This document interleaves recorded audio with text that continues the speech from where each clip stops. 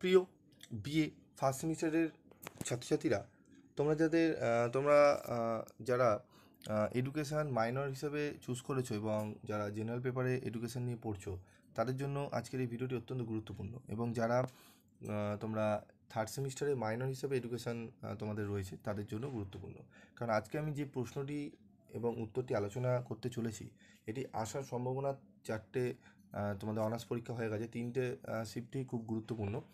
তো চলো আমরা দেখে নিই এক এক করে আমাদের প্রশ্নগুলো এবং উত্তরগুলো। এবং তোমরা এই যে আজকের যে আলোচনা হবে, এর সম্পূর্ণ পিডিএফ নোটস তোমরা কিন্তু পেয়ে যাবে ফ্রি অফ কস্টে। তো চলো, প্রথম প্রশ্ন দেখো, আমি এটি দিয়েছি, এটা আসার সম্ভাবনা প্রবল রয়েছে, যেটি 5-এ আসতে পারে, 10-এ আসতে পারে, 2-এও আসতে পারে, 3 জায়গায় কভার হবে। কী প্রশ্ন? শিক্ষার সংজ্ঞা দাও। শিক্ষার সংকীর্ণ ও ব্যাপক অর্থ সংক্ষেপে ব্যাখ্যা করো। শিক্ষার সংকীর্ণ ও ব্যাপক অর্থের মধ্যে পার্থক্য লেখো। তো দেখো, শিক্ষা হলো জীবনব্যাপী ও গতিশীল একটি সামাজিক প্রক্রিয়া, যা মানুষের সর্বাঙ্গীন বিকাশ সাধনের মাধ্যমে তার সুপ্ত সম্ভাবনাগুলির প্রকাশ ঘটায় এবং সেই সাথে সমাজের ঐতিহ্য রক্ষা ও উন্নয়নে সাহায্য করে। এই শিক্ষা শব্দটি বিভিন্ন অর্থে ব্যবহৃত হয়ে থাকে। শিক্ষার আধুনিক সংখ্যা। রুশোর মতে শিক্ষা হলো শিশুর স্বতঃস্ফূর্ত আত্মবিকাশ, যা মানব সমাজের সমস্ত কৃত্রিমতা বর্জিত একটি স্বাভাবিক মানুষ তৈরিতে সহায়ক হয়। স্বামী বিবেকানন্দের মতে শিক্ষা হলো মানুষের অন্তর্নিহিত মহত্বের বিকাশ। রুশোর মতে শিক্ষা হলো শিশুর স্বতঃস্ফূর্ত আত্মবিকাশ। ঠিক আছে, শিক্ষা শব্দের বিভিন্ন অর্থ। শিক্ষা শব্দটি দুটো অর্থে ব্যবহৃত হয়, সংকীর্ণ অর্থে এবং ব্যাপক অর্থে। সংকীর্ণ অর্থে শিক্ষা সংকীর্ণ অর্থে শিক্ষা হলো জ্ঞান আহরণের কৌশল আয়ত্ত করা। প্রাচীন যুগ থেকে শিক্ষা বলতে পুঁথিগত জ্ঞান অর্জন করাকেই বোঝাতো। বৈদিক যুগে ব্রাহ্মণ বা শিক্ষা ব্যবস্থায় শিষ্য গুরু গৃহে থেকে শাস্ত্র জ্ঞান আয়ত্ত করত। তাদের ধারণা ছিল পার্থিব বন্ধন থেকে যে জ্ঞান মুক্তি দেয় তাই শিক্ষা।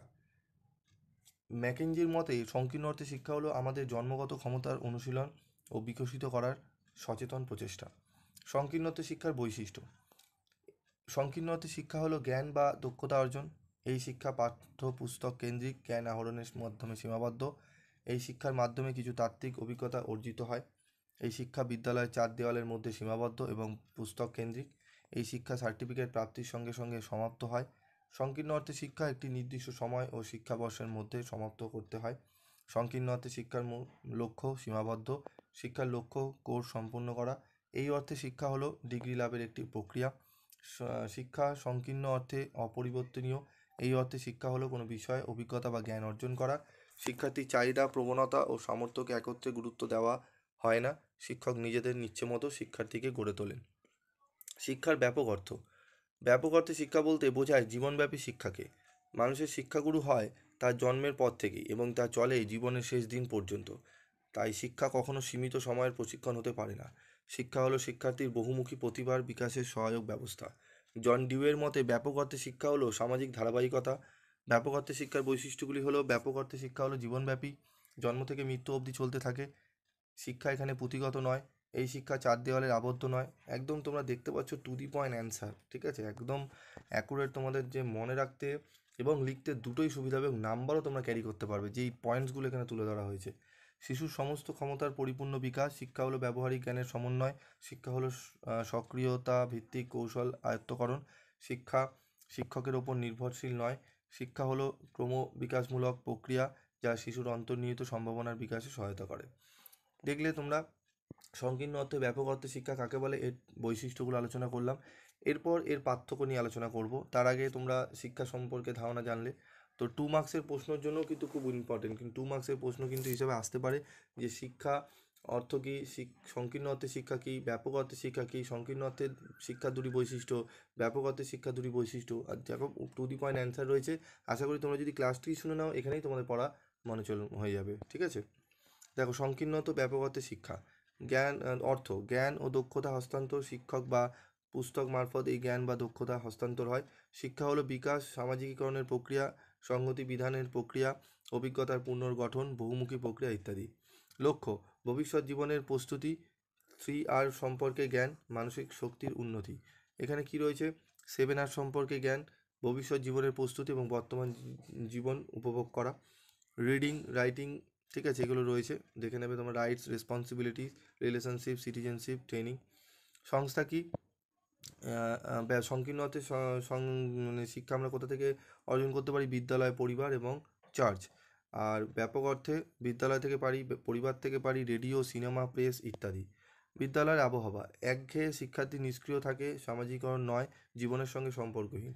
উৎফুল্ল, শিক্ষার্থীর সক্রিয় সহায়তার মনোভাব, সামাজিকরণে উৎসাহ হয়, জীবনের সঙ্গে সম্পর্কিত। বিষয়বস্তু বিভিন্ন বিষয়ের ওপর গুরুত্ব, বহুমুখী পাঠ্যক্রম নয়, বিভিন্ন বিষয় বিভিন্ন কার্যাবলী, বহুমুখী পাঠ্যক্রম। তারপর রয়েছে শিক্ষার্থীর অবস্থান, নিষ্ক্রিয় শ্রোতা, নির্দিষ্ট মানের ওপর গুরুত্ব দেওয়া হয়, ব্যক্তিগত পার্থক্যের ওপর গুরুত্ব দেওয়া হয়। এখানে রয়েছে শিক্ষার্থী কেন্দ্রিক শিক্ষা, 4 এর ওপর গুরুত্ব দেওয়া হয়, এজ, অ্যাপটিটিউড, অ্যাবিলিটি, এইম। শিখন পদ্ধতি দলগত পদ্ধতি, আর এটা হচ্ছে ব্যক্তিগত দলগত উভয় পদ্ধতি। ঠিক আছে, স্মৃতির ওপর গুরুত্ব আরোপ করা হয়, চিন্তন, কারণ নির্ণয়, আবিষ্কার, বিচারকরণ এবং প্রকাশকরণ ইত্যাদির ওপর গুরুত্ব দেওয়া হয়। মৌখিক নির্দেশনা ও আবৃত্তি, প্রশ্ন, আলোচনা, বিতর্ক, কাজের মাধ্যমে শিক্ষা।